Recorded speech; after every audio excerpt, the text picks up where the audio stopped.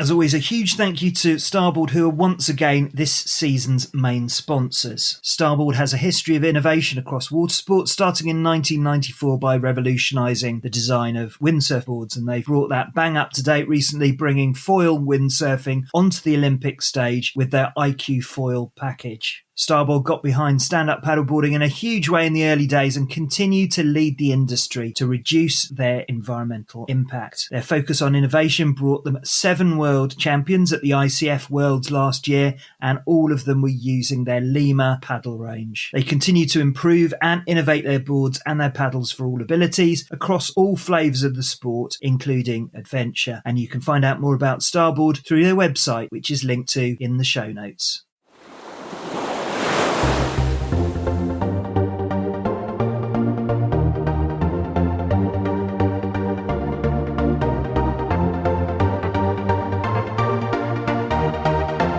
Welcome to the SUPfm podcast with me, Simon Hutchinson. Every week, I chat with interesting people from the SUP world or to people who can help us, the paddlers of the SUP tribe, to improve and to maximise our own experiences and our love of both the sport and the water. Every episode is designed to inspire or to help you get a deeper immersion into the sport through my conversations with leading athletes, scientists, explorers, TED speakers, and New York Times best-selling authors. And not forgetting some of the many insanely inspiring distance paddlers we've routinely had on the show.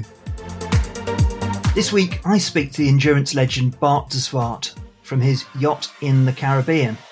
Bart is one of those names which went down first when we prepared our first season guest list, and he's been a hugely busy man over many years, so I was really thrilled to finally get to speak to him. He's done some pretty extreme things in his time, particularly the crossings, which we'll discuss in this chat. And my impression was that he's very similar in a lot of ways to Chris Burtish, if you've listened to episode 77, in that his ability to do unbelievable things beyond us mere mortals and to manage all the risks involved is the result of the years he's spent on the water, gaining experience on lots of different craft. So here is the legend, who is Bart De Zwart. Hey Bart, welcome to SUPfm. Hi Simon, I'm glad to be here. Well, it's a great honour to have you on, and as I prepared for this episode, and because of the sheer number of achievements and adventures you've had over the years, it was probably more challenging to decide what to leave out rather than what to discuss. And you're one of those small group of people within stand-up paddling who's been a real trailblazer for the sport and really pushed the horizons and the perception of what's possible. So it's great to have you on. And you don't really need much of an introduction to most of our listeners. You're a very familiar character on the scene, but I am aware that a lot of our listeners may have joined the sport recently. And for their benefit, you are the definitive endurance specialist across, I've cut it into sort of 3 main areas of paddling. So there's your explorer, traveller experiences, where you've been to a number of locations worldwide, which aren't traditionally seen as SUP destinations like Nepal and Zambia and Greenland. Then we've got your multi-day crossings from land masses to land masses that hadn't been done before by SUP, so French Polynesia,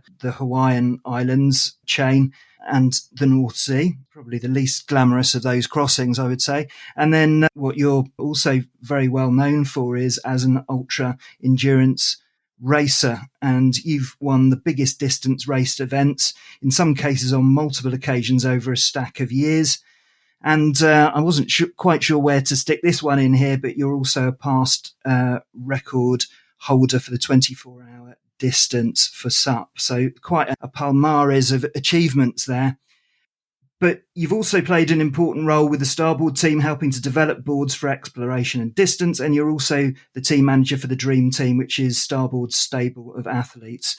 So there's a huge amount of stuff to talk about. Hopefully we can cover some or at least most of that in our chat today. But just to start, if we could bring it back to the origins, what was the young Bart like when you were growing up in the Netherlands, and how did your connection with water develop? That was very easy because I grew up on a houseboat, and my parents had a sailing school, and which turned later into a sailing and windsurfing school. And I was just out on the water most of the time, windsurfing most of the time. Um, Even before school, sometimes really early. So yeah, I grew up into water sports. My dad later started a windsurfing school. Then they started a charter business with a sailing boat going to Mediterranean, Caribbean, mostly with clients. But we always took some time off in the winter where we went ourselves. So basically, grew up near the water most of the time. And obviously a really solid sailing background and windsurfing background. So back in those early days, did you race or did you just enjoy spending time on the water? Where did that sort of competitive element come from? Yeah, I'm not sure. I always had the competitive element. I did like some triathlons, um, some running or bike events. I always liked competitiveness. And later, I joined a windsurf club. We did races. As a really young kid, I already wanted to windsurf from South America to North America, and always worked on that plan. But I was a kid back then and didn't knew probably what it was really like. And but I always had that drive to explore and do like crossings or things like that, things that like mountains which haven't been climbed. Same with water, the things which haven't been done yet. And you studied tourism in the Netherlands, and I know that even before finishing that course, you were off and abroad. And then you seem to be sort of forever traveling and living abroad. Just tell us how that whole thing happened. Well, I'll make the short version, otherwise it's going to be a long day. um I was in a school for tourism, and we had to do an internship. I ended up being in Greece. I heard that some of the company I was working with were selling uh, half of the ownership of a windsurf center in Venezuela. Um, so I jumped on that. Back then I was probably around 25. Um, that's where I met my wife, and we ran that for 7 years. Then went to Hawaii. Whereabouts was that in Venezuela? Because I've got some sort of family links. My dad was born out there, and I know at the moment it's not the best place to really run a tourist business as such, but it's a beautiful country, isn't it? Yeah, that it's especially where we were was just great for windsurfing. It was Isla Margarita, Mm-hmm. and just 8 months of the year there was wind. It was easy for clients. It was a great place to run a windsurfing school, but there was a lot of corruption, criminality. So it's not the best place. And when we left, from there on it went down. Chavez came in, the president who changed things around, and mostly not for the best. Mm-hmm. So yeah, we had a good time there, but it was time to go. We went to Hawaii, to Maui, started a windsurf shop there, rental, stand up, and then in 2005 we were not sure if we wanted to stay or not because our visa ran out, and we had a 5-year visa. And then we went back to Holland, bought a boat, and like an older boat, 30-year-old boat, and we sailed around the world. And halfway around, we went back during the hurricane season to Maui, and then I got my first stand-up paddleboard. So tell us a story about that because you did have some exposure to stand up paddling before, didn't you? I think you saw Laird doing his thing.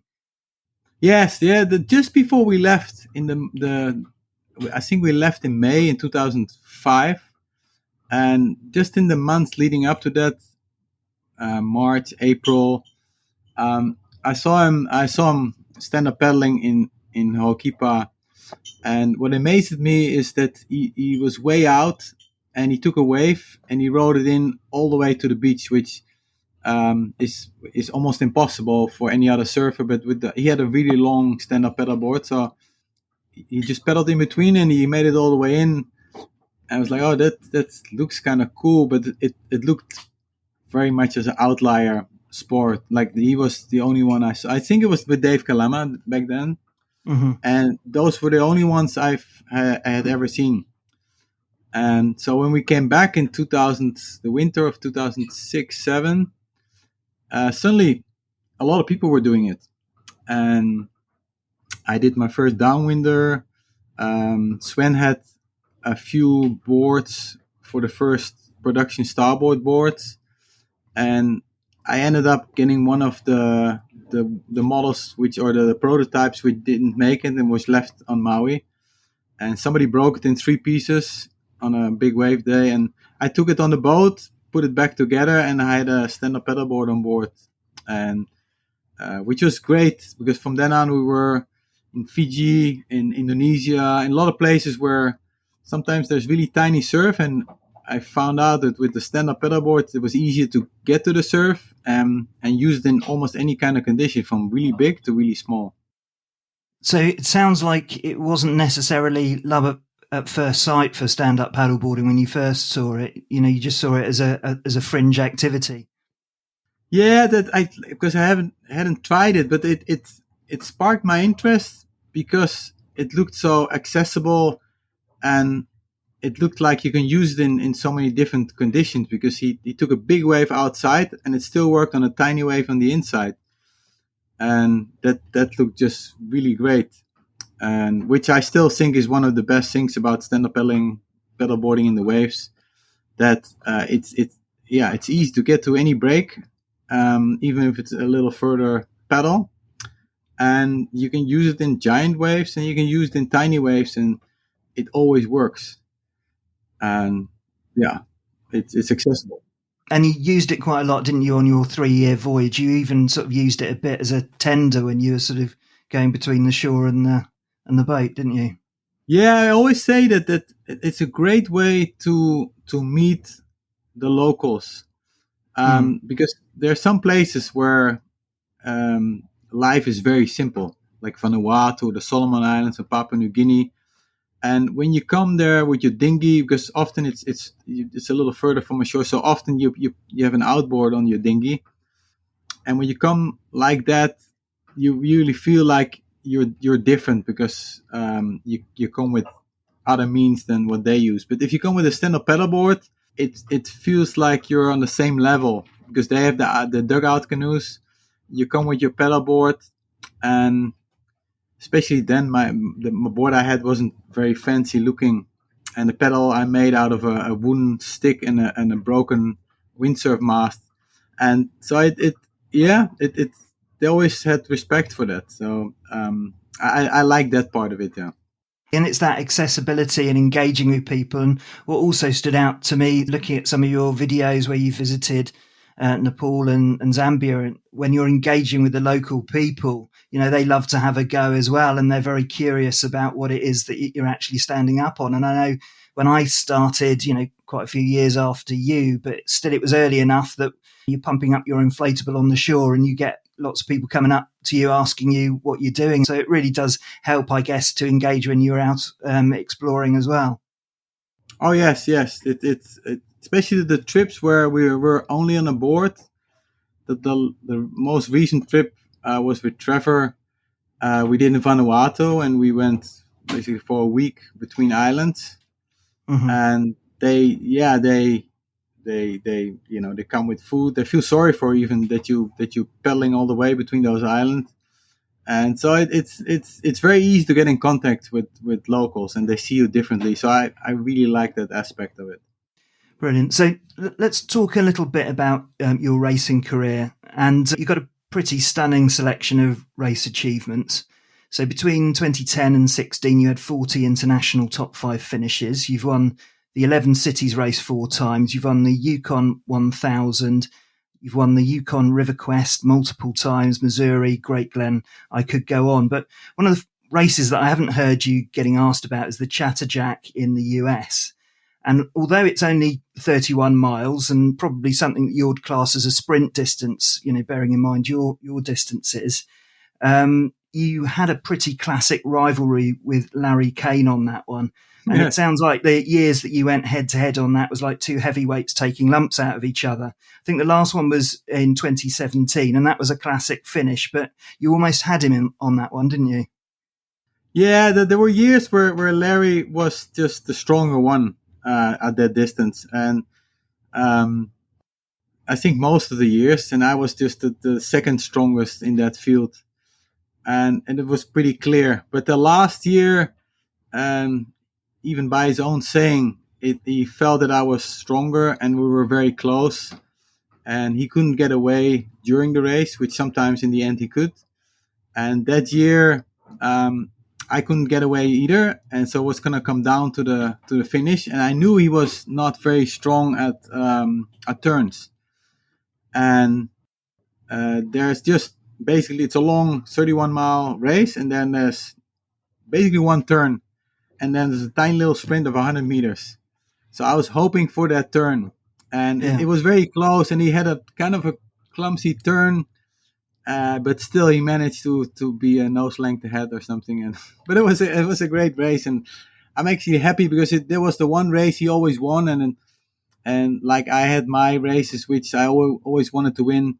This was his race; he always wanted to win. So I was also kind of happy for him that he did well always there. So Chris Parker in the SUP Racer film Chased by the Midnight Sun, in that film you said that you're driven by doing what hasn't been done and what's difficult. And I know that early on, even getting to compete in the Yukon River Quest was a challenge, because although it was an existing paddle race, you had to push barriers together with some others to get SUP included in there. Can you just explain a bit about the race and how it works and the work you and others put in to get SUP included? Yeah, it's a very hot theme because it's going on right now. And apart from being on the boat here, which is great, it's the only thing in the whole year I do miss out on. And it's a race where it's a lot of endurance, but it's also very mental because you're mostly by yourself with maybe other 100 competitors. But the race is so long; it's 750 kilometers. That often you're just by yourself, or you see in the far distance you see someone. It spreads out very much, and people come in between. The fastest teams come in at like 46 hours. The slowest at like Chris Parker at 83 hours.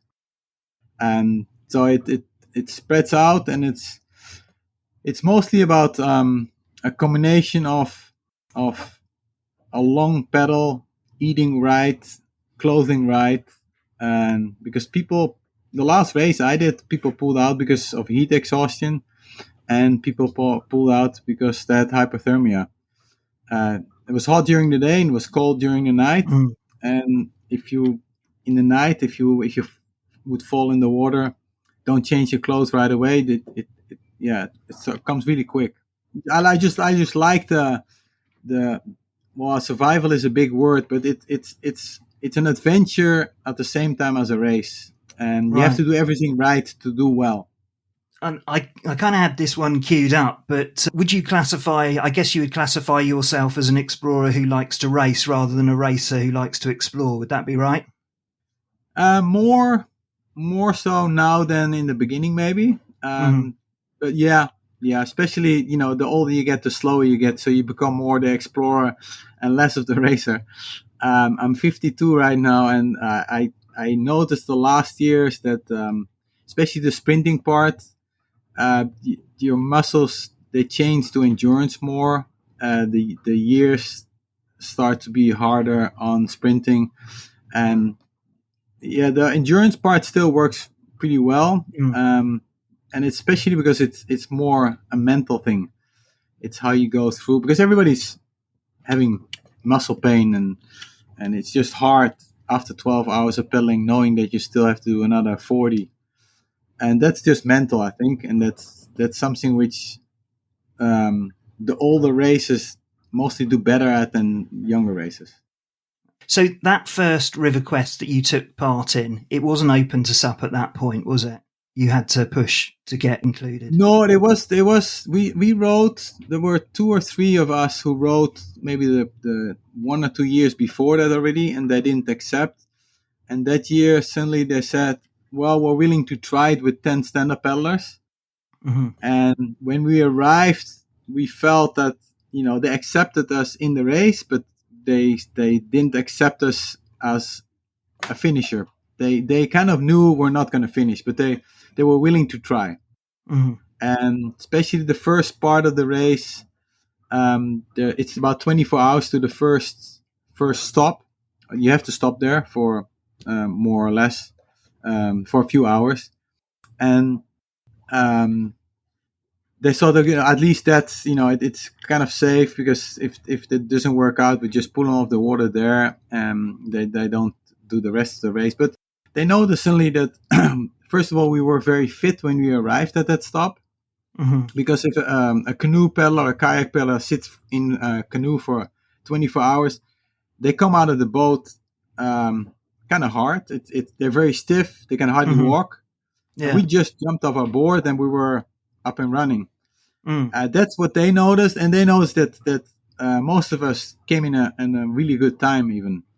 Mm-hmm. So suddenly from there on, the race director told me later, said like, from then on we saw like, they're really up to the task, and this might work. And then my goal was then to finish within the 55 hours, which back then was the only time you could get prize money. Mm-hmm. And although we were not supposed to get prize money because we were in just an experimental class, they gave me prize money because I made it under 55 hours. And the first time was great because still most of the paddlers, they saw us in the beginning, and there's about 500 altogether, or 400, which makes a big hall with people. And when we came up, we get a standing ovation, and you could see that most of them didn't believe we were gonna make it. And then when we made it, they kind of like, oh, this is kind of cool. And it was a great moment for us, for the sport, and for the ones who took part, I think. Oh yeah, it's always pleasing to prove people wrong, or at least to leap over their expectations. And I mentioned the film that Chris Parker put together, Chased by the Midnight Sun. It's still available on YouTube, and it's a great watch. And it's really interesting because it allows us to experience the Yukon quest through his eyes, and it gives a real taste of the sort of physical and mental journeys that he had to go through and you had to go through in order to get through to the finish. But when you're building up to a distance event like that, what sort of preparations do you have to make physically and mentally to get ready for it? Or do you just rely on your experience and your engine and all the hundreds of thousands of paddle strokes you've put in the bag? Yeah, you do have to train. Like when a race like that comes up, I pedal every day, mostly for 45 minutes to an hour and a half. And then I try to do at least one longer one every week, which doesn't always work out. Like most people, they always train less than they plan to, but I try to be at least consistent. So your hands, you don't get blisters right away. Your body is used to the pedaling, and that's one part of preparation. Then for me, the mental part is mostly knowing that you're prepared. If you know that you have everything under control, your physical ability, your food, all the things you have to bring, you try them on the board. You've pedaled in rough weather, against the wind, with the wind, and all those things. If you try them all out before a race with the gear you're going to race with, then you feel prepared. And when you feel prepared, you feel mentally strong. And the more races you do, the more confidence you have of your abilities, and it becomes easier and easier. And what mental games do you play on the board? Because as you said, you're out there for hours and hours, you're on your own. What do you focus on? Do you plug into music? Do you follow heart rate thresholds? Do you set yourself little targets? How do you get over those thresholds and just keep on going? Yeah, I've tried the music thing and on crossings, and mostly if it was like a 5-day crossing, I had it for half a day, and then it doesn't really work for me. Mm. Um, uh, like I never do heart rates. Hmm. With training, I sometimes, but during the race, not really. I like to go by how I feel. Sometimes it's better. I like to have a GPS speed Hmm. measurement on the board, which I can always see. In most races, that's really helpful because you see um, if you're slowing down. But in a race like the Yukon, you can see where the faster current is Right. because you cannot see how well you're doing because the current is 1 to, let's say, 6 kilometers or something. And but sometimes you learn really quick where the faster current is on a river like that if you have GPS. So I don't have a lot of things. I focus on the map. I always know exactly where I am, and you're Hmm. always in your head calculating, looking how far it is, when should I eat, how do I plan this, when I get to the other side, how do I do this.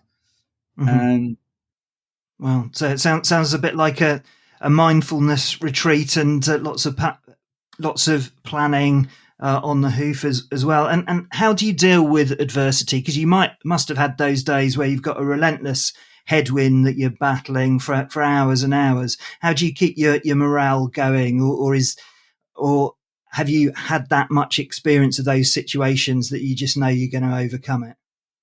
yeah, it's a weird thing. It's just if you want it enough, you just battle through it. I remember the first crossing I did back when I hadn't done much at all, from Hawaii, from uh, Big Island to Kauai, which was 5 days. And the first night, I started in the night because it looked like the next morning was going to be windy, and the wind's from the side, and there's a lot of current. So I thought if I want to make this crossing, I have to start with at least the first part with lighter wind. Otherwise, you're paddling basically 12 hours with a strong side wind and side current, which everybody knows it's not nice for half an hour, but 12 hours would be a little much for the beginning of a crossing like that. And so I started at 8 o'clock in the evening, and it was just windy already. It was super dark because the moon was not out yet, and there was a new moon coming later, and um, it was choppy. I couldn't even stand on the board. In the first 5 or 10 minutes, I fell off a couple of times. Decided I have to go on my knees before to get out of the chop, or at least when the current slows down, or I can see a little better. Hmm. And I was seasick. Basically, everything to make life hard happened. But I said to myself, well, you wanted this, so if you want this, you have to keep going. And the finish line somehow always seems very attractive. Mm. I know the feeling, what it's like to finish after something really hard, which is just a super nice feeling. And the harder it is, the better the finish is. So sometimes I even enjoy that. No, not enjoy is a bad word, but I welcome it. And just because I know the finish is so much sweeter. This is the SUPfm podcast with my guest Bart De Zwart, and we will be right back. As always, a huge thank you to Starboard, who are once again this season's main sponsors. Starboard has a history of innovation across water sports, starting in 1994 by revolutionising the design of windsurf boards, and they've brought that bang up to date recently, bringing foil windsurfing onto the Olympic stage with their IQ foil package. Starboard got behind stand-up paddleboarding in a huge way in the early days and continue to lead the industry to reduce their environmental impact. Their focus on innovation brought them 7 world champions at the ICF Worlds last year, and all of them were using their Lima paddle range. They continue to improve and innovate their boards and their paddles for all abilities across all flavours of the sport, including adventure. And you can find out more about Starboard through their website, which is linked to in the show notes.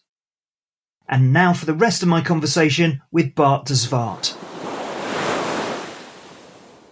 So, in terms of the most difficult mental challenges that you had to deal with when you're on the board, the need to sleep when you're completely exhausted, when things aren't going your way, do you think that you find that easier to manage now because you've had them before and you've got through them?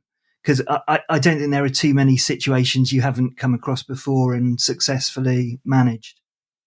Yeah, it never went wrong really so far, but um, yeah, if one of the mental preparations is also trying to go through all kinds of scenarios, what can go wrong, and what's your plan when that Mm-hmm. happens. And for instance, when I did the crossing, which was one of the harder crossings, although it didn't seem like, but from England to Holland, it was likely that I would get wind from the wrong direction, and I would end up in Belgium or in England or in places which I didn't plan to go. So I looked at all the options where what would happen Mm-hmm. if I have to go down more or up more. So that helps. Just going through the scenarios, seeing what could happen, and so far I never had one bad one enough that I needed help from outside. And that was one of my biggest fear, not having help from the outside, but what it would do to the sport, especially in the beginning. I didn't want Mm-hmm. to be the one showing that stand up was actually dangerous or stupid to do something like that. So I was very conscious about that. And it's actually something that came out in my conversation with Chris Burtish as well. It's about spending time on the water and running through all of those planning scenarios to work out if this happens, then I do that. And, that shows that it's not just the physical preparation, it's all the planning behind it. I think the people who place themselves in the worst situations are the ones who just think, well, no pain, no gain. I'll just go out there and do it, and haven't done that preparation. I know certainly in the UK, we have a lot of rescues every year from the RNLI as a result of people going out and just not considering or even being aware of the differences between the conditions. So yeah, that's really important. So just as we sort of continue through the racing career, and I'm really interested to find out about your approach, because clearly it's been hugely successful over the years. What are your feelings in terms of your own personal paddle technique? Because clearly it makes a huge difference when you're turning over your paddle thousands of times. Is your paddle technique something that you're happy with? Have you done any work on it? Is it natural? Do you focus on it when you're particularly exhausted to make sure that your form's right? How does that sort of tie in? And have you ever been injured as a result of sort of poor paddle technique or anything like that? Yeah, when we started, I paddled a lot with Connor. We trained together and Mm-hmm. we pushed each other a lot.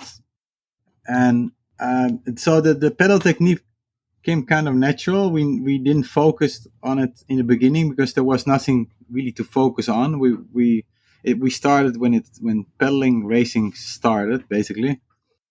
And what changed, especially for Connor, is the pedal length, and for me, kind of too. But I still pedal with longer pedals than most people, Mm-hmm. and because it makes a difference what kind of races you do. For sprints, you need short pedals. For long distance, you need longer because you cannot be bent over that deep for 24 hours or longer. And I do notice when I focus on technique when I'm tired, um, I actually gain some because sometimes when you're tired, you start to be a little floppy with your pedaling. Mm-hmm. And if you focus again on your technique, it's better. And focusing, I mean, just reaching, putting, um, yeah, just focus on a clean pedal stroke. Mm-hmm. I do pedal a little further behind my feet than some people do, also because of the pedal length, I think, and which I think is fine. Some racers in the beginning said that has to be you have to stop right at your feet and come out of the water, but I don't believe in that. And I do always have a long pedal because I know I'm really comfortable pedaling when you hold it a little lower, when Mm-hmm. you choke it, the choke stroke. So Yeah, it did change, and I do every now and then focus on it, but um, Yeah, well, I don't think anyone could could question your paddle style, bearing in mind the amount of strokes that you've put in and your performance. And what about the paddle blade itself? Because back when I started, there were huge, great paddle blades. How's that sort of developed with you? Do you have a preference in terms of your paddle? Do you have one that you sort of try and apply in all circumstances? I mean, we've all got our favourites, haven't we? yeah, I like a racing pedal, and I like them somewhere in the medium range. Mm-hmm. Um, it was very big in the beginning. Then we went all smaller, probably a little too far, and then we went back to the middle. Mm-hmm. And now it depends a lot on your ability, your size. Mm-hmm. If you're not a very strong pedaler, sometimes it's nice to have a small blade so you can do a little faster strokes with less force.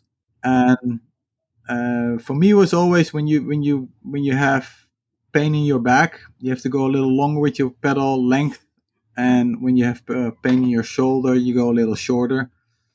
And for it's personal for everyone. So there's no golden grill. Mm. I don't know if you say it like that, but yeah, there's no the best way. It's personal. So just coming back to Yukon, we chatted to Ike France back in 2015, I think before you did the Yukon 1000, and he was your partner when you won it in 2018. And one of the key differences between the Quest and the 1000 is the distance, but you also have to complete it as a team, and I guess that brings its own challenges. Could you just talk about the format of that Yukon 1000 race and how you can develop a partnership in that extreme environment? Because basically you're doing 17, 18 hours of paddling per day, every day for 8 days. How do you manage to harmonize your relationship on something that extreme? Yeah, I actually thought about that the last couple of days because we have a friend paddling in the Yukon River Quest right now, and we told her to hook up with other paddlers, just for our own mental strength and safety. But it's hard because if you want to pedal with someone, you basically do a commitment that you pedal together. But there's times when you think like, oh, I'm way stronger. I want to pedal away, make sure that I'm going to finish in time. And there are times the other way around. And I normally don't like that feeling. I like to, when I feel good, I want to go, and when I'm not too good, I'll see how I manage. I might pedal with other people, but I still want to have the ability to stop or go faster if I want to. If you need a break, or go faster if you want to go faster. But with Ike, it was a little different because the race is like that. Everybody has to stick together. It's always two people in the team, and Ike was the ideal partner. And we made a few basic rules that we said that we're not gonna, if one is not so strong, we're not gonna pedal in front of him half a board length, with which I normally don't like much because it gives the feeling to the other person that he's always a little too slow. We didn't do that. We said if one is not feeling good, um, either we tow in, which we in the end we never did, or we just gonna slow down and pedal together. We Mm-hmm. adapt to the slower pedaler basically, and the basic task of putting up your tent and making food and things like that we divided before we started, Mm-hmm. which worked out great, and we had a very similar speed. So in the end, it was a great partnership. It worked out perfectly, which wasn't the case for all teams we saw later. Yeah, no, I can imagine, particularly in those later stages when the exhaustion takes over. You only had 6 hours, I think, which was sort of mandatory stopping time. So you had a lot to do during that period. Get your tents up. Potentially there would be some hostile wildlife around there as well. Hopefully, you didn't get any traces of bears when you were camping. Yeah, we had trace of bears. Sometimes we even went to the beach to set up our tent and decided not to put up our tent there because there were too many tracks and too many fresh tracks. There was a team who actually saw tracks, went to another place, put up the tent where they didn't see any tracks. The next morning they woke up and there were a lot of tracks just around the tent. Wow. So they're like, ooh, they were here. Yeah. Yeah, it's part of it, but it's not as dangerous as it sounds. As long as you keep the food away from your tent. Mm-hmm. And if you see kid bears, you Go in the don't opposite want to. direction. Yeah, you go somewhere else. So it's okay, but it makes it it's a new dimension in adventure and in racing because of it. Okay, so let's talk a little bit about another one of the classic races that you're known for, the 11 Cities, and you're a full-time winner in your home country. You competed in the first one in 2009, and up to 2019, you had finished it 13 times during that 10-year period. And even with my poor arithmetic skills, it tells me that in some years you did a double finish, both the stage race and the non-stop. So I guess my first question from that is why? That's incredible. Yeah, same answer. It just because it's possible. I want to show that you can do that. I think the first time I did the double, there was only one person who decided to do that too. Mm-hmm. And now there's more who see the challenge in that. And it's actually nice because if you do the first one, it's always non-stop first. Mm-hmm.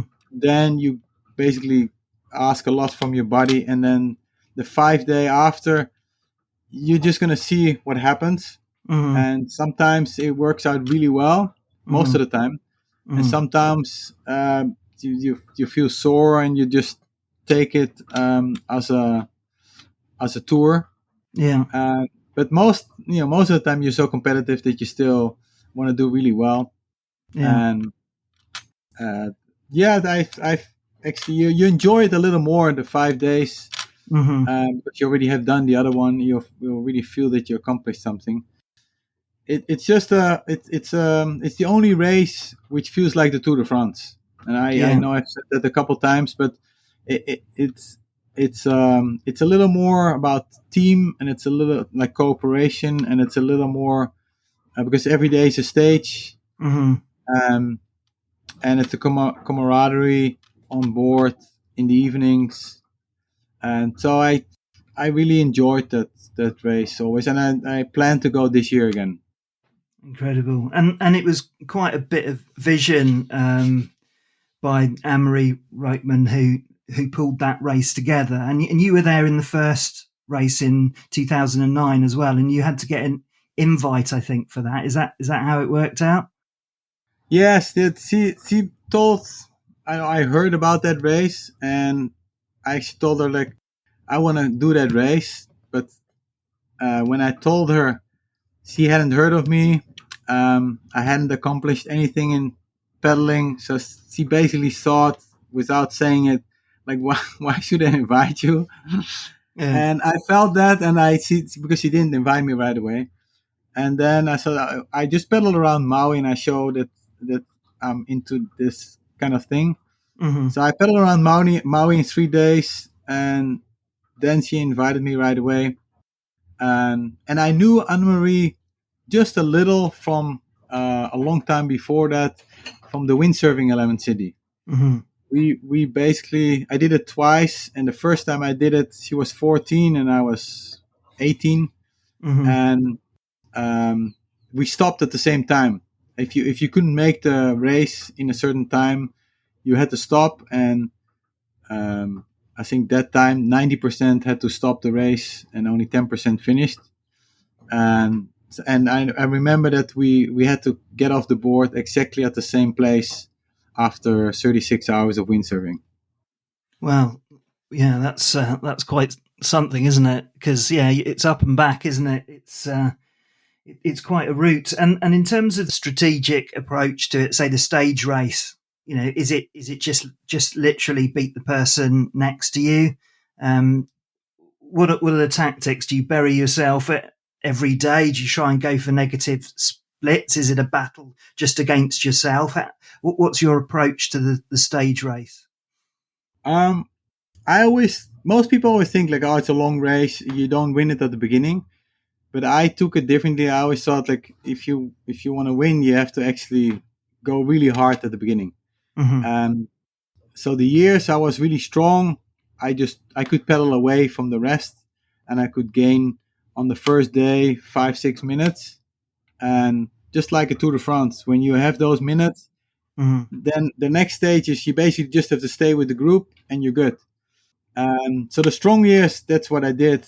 Mm-hmm. The not so strong years, it was about seconds. There were years I think where I won with 45 seconds to the second person after 27 hours or 24 hours of pedaling, and it was just basically pedaling together, and then the finish line was where you could make the difference, and you just had to come out on top every time. And so there were years I just won the sprints basically every race, Mm-hmm. and it helped that I knew the course, and yeah, somehow I always had a good sprint in the end. And because people who can sprint mostly sprint in the short run, but a Mm-hmm. sprint after 5 hours of pedaling is just a different kind of sprint. It's mostly long. And like the Tour de France has its mountains, and that one tends to sort of set out the time differences between the riders. Obviously, in the 11 cities, you've got the headwinds, and you've already mentioned, how you experience those during the windsurf. How do you prepare for managing headwinds? Is it just exposure and just getting used to that hard paddling? Yeah, I believe in the first years I was one of the few was pedaling into the wind in Mm-hmm. training, which helped a lot. And so in Maui, I basically went up and down a stretch, and it was always headwind first, and then a piece downwind. And so if I was lucky, the headwinds were my friend when it was a race with headwinds. Mm-hmm. Later, people start to realize you have to practice in all kind of conditions and not just when it's nice. So then I lost that little extra, but it's basically the same. If you pedal in all kind of conditions with all kind of gear, you feel more comfortable and you know what to do, and you know how to suffer through a side wind of half an hour or a two wind upwind pedal. And it's a technique actually. Going upwind is a technique. It's not Mm-hmm. just mind over matter. And in terms of nutrition, and I'm thinking both about sort of Yukon and the 11 cities, what's your approach to that? Because gels can get very boring in a very short amount of time. What did you use to refuel? Yeah, the gels in the beginning, I only used them for basically the last hour or half an hour or just before the sprint. Mm-hmm. And if it worked or not, but mentally it always worked. But gels, and especially the sweeter itonic uh, drinks, Mm-hmm. they don't work on my stomach if the race is longer than, let's say, 5, 6, 7 hours. And I will always use it's called Perpetuum. It's a Hammer Nutrition product, but there are other products like it, and it it's basically liquid food, I call it, Mm-hmm. and it's pretty tasteless. And the good thing is you can drink it all day long and even days long. And I take it in like a half dose of what's normal, Mm-hmm. and I alternate with water. And I drink this basically non-stop. I use this for the whole race, no matter how long the race is. Mm-hmm. And if you combine it with solid food every hour and with enough drinking, then your base is so good that you never have the feeling that you bonk, that Yeah. you just super low on energy. For me, it always has worked really well. And this is where practicing out there on the water is so important. Your nutrition, your kit, trying to recreate the situation, or ideally even worse, in order to make sure you don't have any surprises. Because I've done a bit of distance running in my time, and various ones of my friends have tried out a can of isotonic drink or something on the road that they hadn't tested before, and it's had some really unfortunate results for them. So it's important to make sure that you test everything in advance. Oh yeah, sure, yes, yeah. Your stomach reacts differently when it's under stress, and so the reactions could be all kinds of ways. Unfortunate. We'll draw a discreet veil over that. So in terms of the next section, I just wanted to speak briefly about is your crossings, and you've already talked about some of those. And you did mention it earlier on about your crossing of the North Sea from England to the Netherlands. As I mentioned, it's probably not the most glamorous. There weren't many volcanoes or palm trees at either end of that. But where did you set off from? And were you able to paddle the whole distance? Because I know that the England to France route, because of the shipping lanes, it can be difficult to get that full run through. So just tell us a bit about that run. Yeah, I can't even recall the name where I started, but it was for sure the longer route, because the channel is a pretty short one, and goes to Belgium, but I went up higher, and Norfolk, Harwich. Yeah. No, it's not. It was above Harwich. Anyway, I started from there, and then it's basically a straight line, on the same latitude to Zandvoort. Right. And the only thing I didn't expect, I kind of expected that wind wouldn't work out exactly like the forecast was, which was the case, because it started with side wind for a while, and then it became headwind, and in the end it became a downwind, which was very fortunate for me for the last maybe 7 hours. But what I didn't expect was the fog. Right. And the fog creates all kind of problems because you don't see the shipping anymore. And I wasn't in the shipping lane yet, but still there's so much shipping in that area. So I could hear the shipping, and because of the fog, it's you can hear it actually pretty well. Because in the beginning there was very little wind, so you could hear the engines. And there was even a point where when the fog was not very strong yet, it became stronger after, where I saw in the far distance some breaking waves. So that's weird. On my map, I don't see any sandbank here or things like that. And I only realized later that it was the bow of a big ship creating those waves.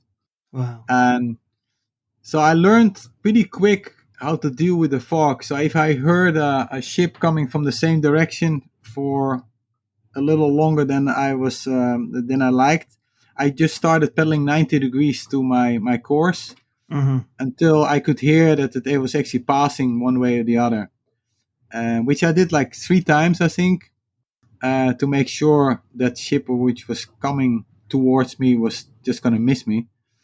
So that worked really out well, and it's because it's so quiet around you. There's no street noise, there's nothing else than that ship. That worked out. And then later, when it becomes busy, a lot of people ask me about this, but in the shipping lane, it's not that difficult because I'm as fast as a sailing ship. And like I said, I've sailed before a lot. And with a sailing ship, you always go behind the ship. You always shoot for the back of the ship, and you never try to go in front. And my speed is the same as with this, as what I'm used to, so it's very easy to manage that. And the only place where it was a little harder, when I got closer to Holland, there's actually a very narrow shipping lane coming towards Rotterdam, and when I got close, there were a lot of ships, and I even waited for one to pass close to a buoy.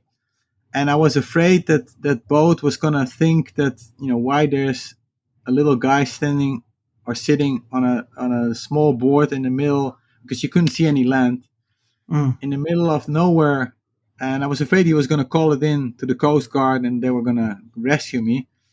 So I just pedaled. I didn't wave because I was afraid if I waved, I would think that there was a sign of distress. But I just tried to act like everything was normal. Later, I heard that ship called it in, but also said it looks like he is in control and he's not in distress. So that part worked out really well. The only part which didn't work out during that whole thing was that it took me 12 hours longer or 13 hours longer than I expected. And I didn't have a tracker that time because it was not working on that part of the world. And my wife and friends, they only thought it was going to take 24 hours. So they were kind of waiting for me and in distress, not knowing what was happening until I got there at 3:00 at night. But it was actually one of the harder, I think, of all the crossings, and one of the also nice ones. The best thing about the whole thing was when I arrived, it was 3:00 in the middle of the night, but there were still a group of like 25 friends, and they were so interested in what had happened that they gave me a plate of food, and I had to sit in the middle of those 25 people and explain what happened. There was just a nice end of that trip. Yeah, absolutely. I bet they were relieved to see you as well. And that comes under the category of don't try this at home, folks. So you've done other point-to-point crossings. You did one from one end of the Hawaiian chain of islands to the other, and that was multi-day. And you did that without obviously getting landfall on the way. You talked a bit about your sailing experience. Clearly, you spent a huge amount of time on the water. How do you navigate when, particularly at night when you maybe can't see land? Do you use GPS for that? How do you manage your location? Yeah, you use GPS to check where you are. Not while you're pedaling. No, it's not like you're looking at the whole time. I do always have a compass, so that's the only thing you look at if you're somewhere where you don't see land. So you know where to go through. In the middle of the night, mostly I don't pedal. And on those longer crossings to get some rest. If I had to pedal, I always try to find a star which is close to the course I'm doing. I mean, it changes the whole time, but if you check every half an hour, you have something to focus on, and it's easier to do that than to focus on a compass right in front of you, and because you need a light, and a light pedaling is not nice. Because it reflects and you don't see anything around you. I pedal really comfortably at night when it's just dark. You can see way more than most people think if there's no headlights or nothing around you. And the moon, if there's moon, it's very bright actually.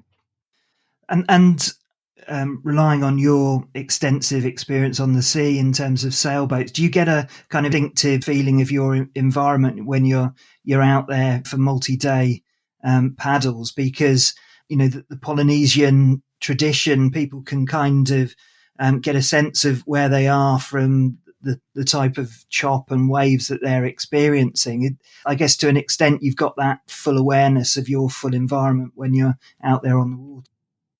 Yes, you get very used to the water pretty quick. I'm pretty quick seasick, so when I sit down and make food or watch the GPS, I get seasick easily. And most of those crossings, the first 1 or 2 days I was, but when you pedal, it's just okay, and that gets away. The weird thing is when you spend enough time on a board, once you hit land. You got you call it sea lag. Yeah, and I've sailed a lot, but I never experienced it like this. It's really the worst one was when I got to Kauai after the 5 days, and I couldn't walk straight. I've never been drunk in my life, but I'm pretty sure that's what it feels like. You think you're gonna put your next foot forward, and you have to just sidestep the whole time. And my wife and daughter had to actually help me walk in a straight line the first couple hours.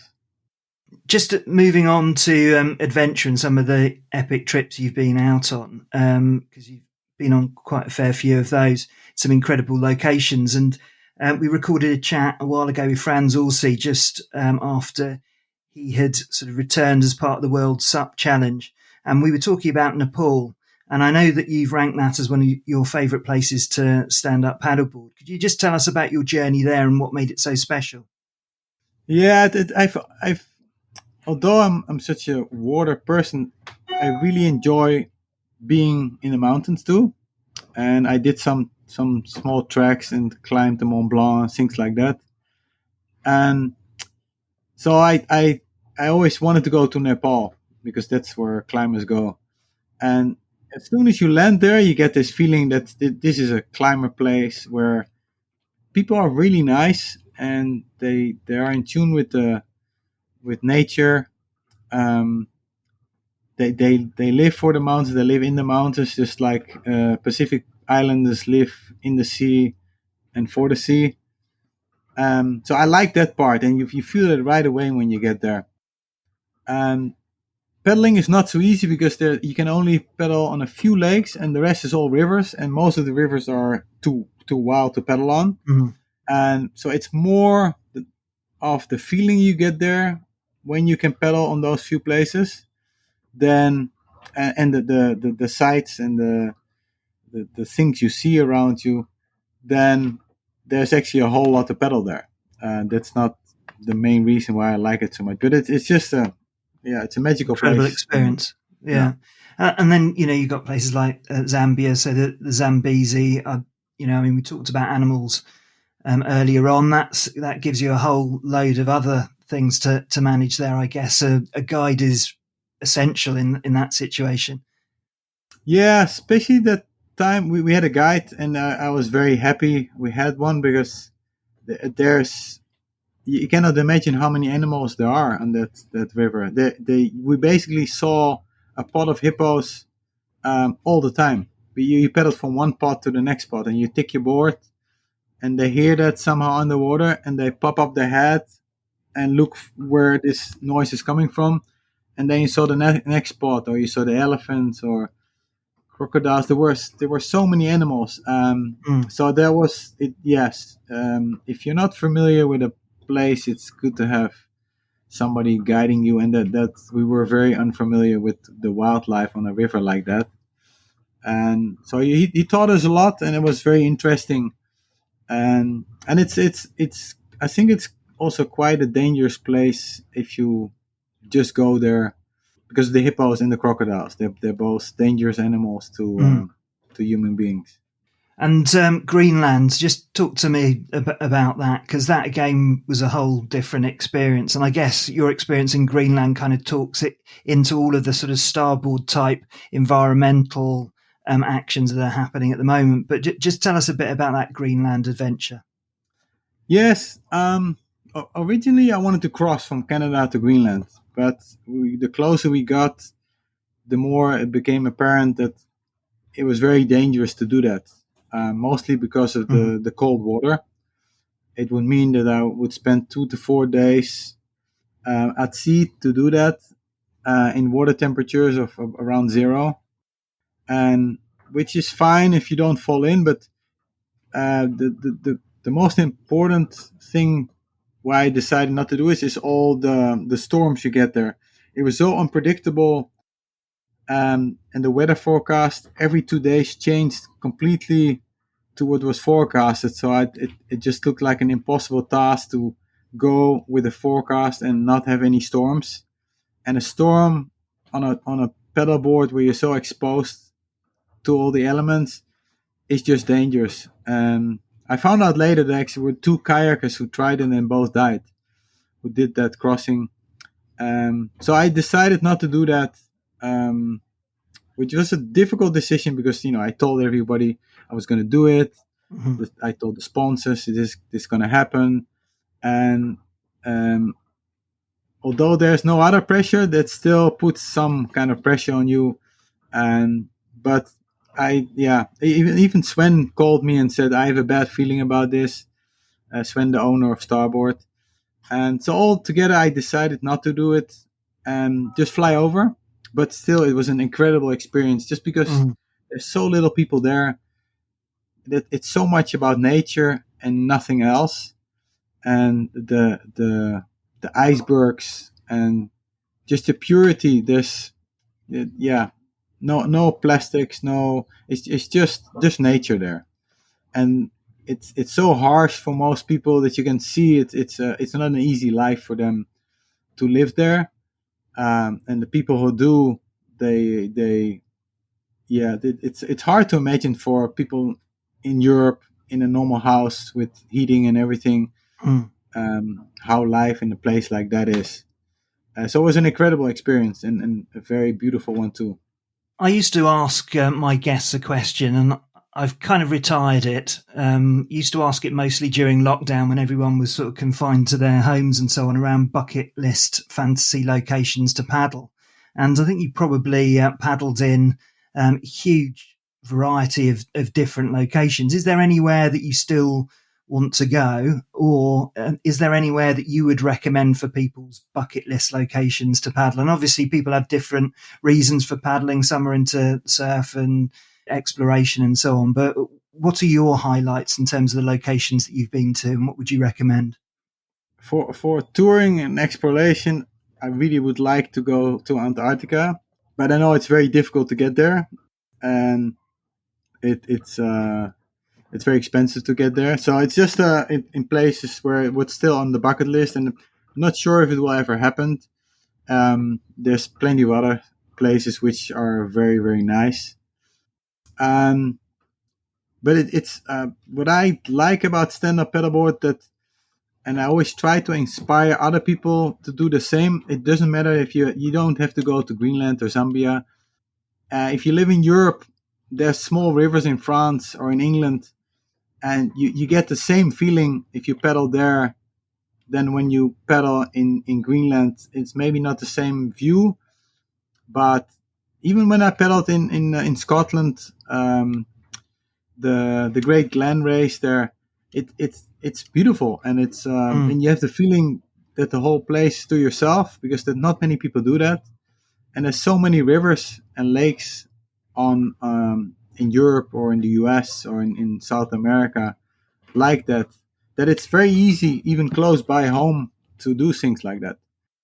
And that's where we kind of got to on that question, because what lockdown did is it focused people on their own local waters, and rather than going wide in a variety of different places, it was all about going deep in the area that you paddle and to really understand your area, rather than just looking for new opportunities. But you've paddled in some spectacular locations.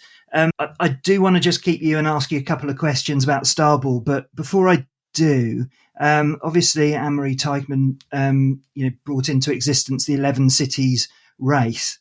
Are there any locations that you've come about which you think would be really good for a long adventure race over a number of days? Are there any, like the Mississippi or some sort of expanse where you think that would be excellent for a multi-stage adventure? Yeah, I said in France, I think that the Loire, they do something like that, and I've never been to that race because the timing was always wrong. But I've always inspired to go there. Mm-hmm. I think it's a nice place to do a race like that. In Australia, there's a few places where they do things like this. It would be nice to do it. There's place in the Caribbean where you can actually do things like this. And the only problem is with races like that, if it's in the ocean, that it's harder to control the safety. Yeah. So a river anywhere is always the best option. Good stuff. So just moving on, how did you start getting involved with Starboard? Because obviously you and Sven both share a windsurfing background. Is that where you sort of started to get that connection? I know you had that early prototype that you took around the world for 3 years, but how do you start that relationship? Yeah, I knew Sven already from windsurfing. I used to test for the German windsurf magazine. Mhm.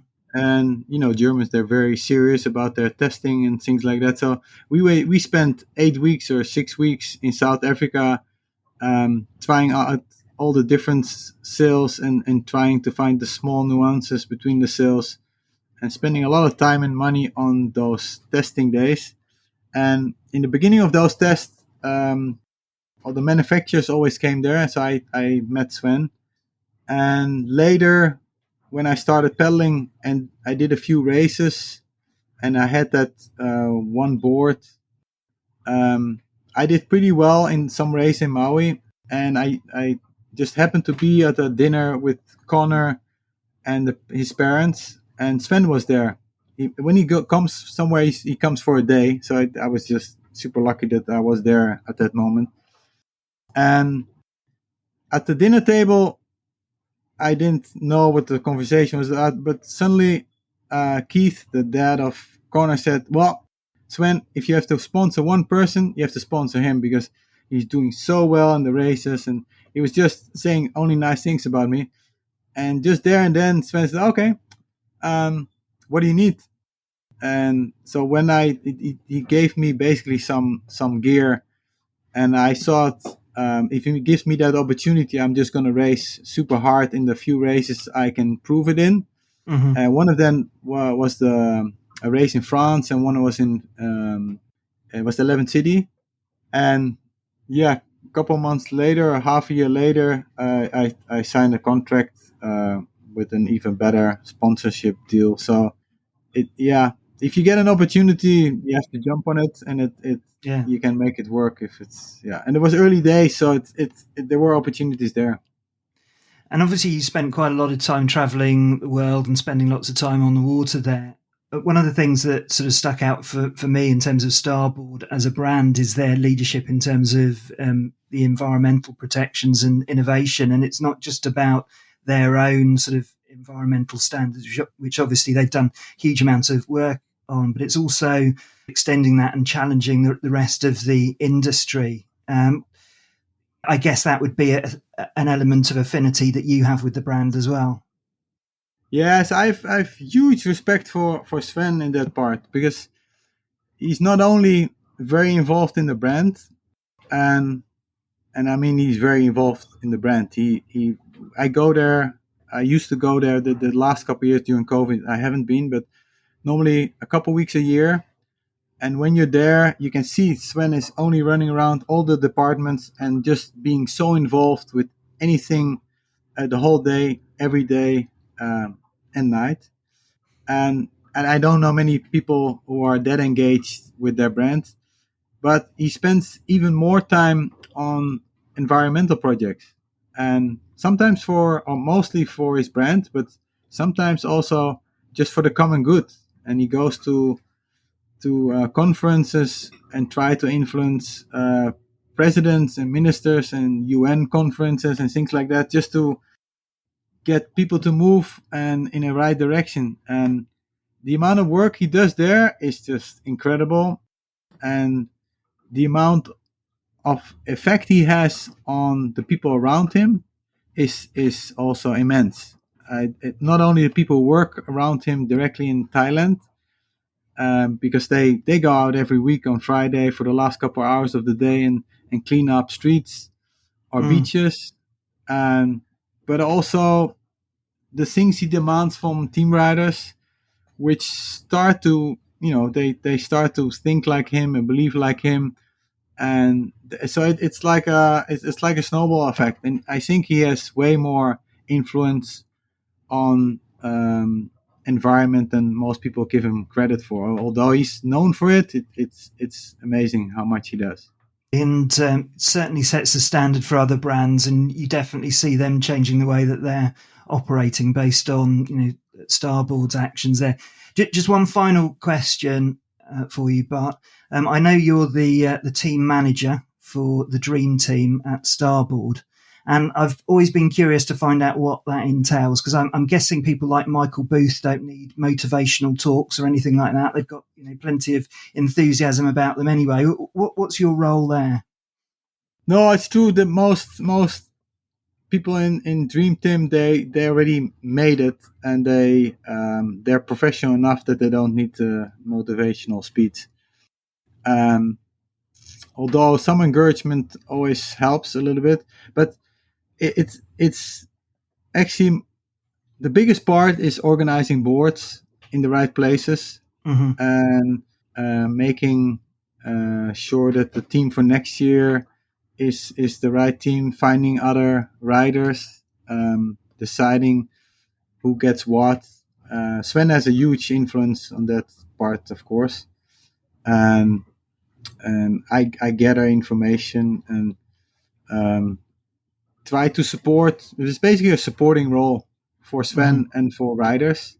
And it's not like a manager of if you have a tennis player who just looks after the interest of a certain person. It's mostly making sure that the riders go to the right places and have the right gear, and try to divide our, the power we have in riders, try to divide it in different areas so they don't all could go to one race, but divide it over certain races, and so we can show our efforts. Absolutely. And I did promise that was the last question, but here's another one. APP are in London for our race in August. Really looking forward to that. What's your form guide for athletes at the moment? I know it's difficult because no one's been racing that much, but we've had the Euro Tour recently and other competitions. Who are the ones to watch, do you think, in that race? Well, in women, I think one person is really on form. This is Esperanza. She's been winning all the Euro Tour races she's been in, and I say she's in a really good form because she wins them not just by winning them, but she's always in the lead for a couple minutes, which you don't see so much anymore in stand-up pedaling. So you can see she's in another league, I think, at the moment. And APP is a little different because it's the long distance is one race, but the sprint is another, and is a very different race. So we'll see. I don't have a clue who will do really well there. And in the sprints, I still think that Connor is one of the best. And in the long distance, Noik and Michael, they're both very good, and it's not really clear to me which is the stronger one. It depends on the race, I think. But we're in a very luxurious space with so many good riders at the moment. But there's some other riders from other teams, like Titouan. He's very consistently good through the years. There's some new younger riders coming up suddenly, which is also very nice to see. So it's an interesting time, I think. Now after COVID, it's the first time that people are really going to meet, and we're going to really see like who came out of COVID on top, and we're going to see a few new riders we haven't heard of before, which are going to be established names by next year. And I'm personally crossing my finger for some of those young UK athletes who are coming up as well. Bart, I didn't tell you this up front, but way back in 2015 when we started the podcast, you were at the very top of our initial dream team of interview guests. So it's been great to speak to you today. I can hang up my microphone comfortably now. But congratulations for everything you've achieved so far, and a huge thank you on behalf of all of those who you've inspired. Take care, and hopefully we can catch up on the water sometime. I'm thinking probably not the Yukon 1000, probably maybe in Maui or something like that. Good. Yeah, I enjoyed it. I must say you've done a tremendous amount of background work with all the questions you had. So thank you for a well-prepared interview, and hope to meet you again also somewhere, Maui. Take care.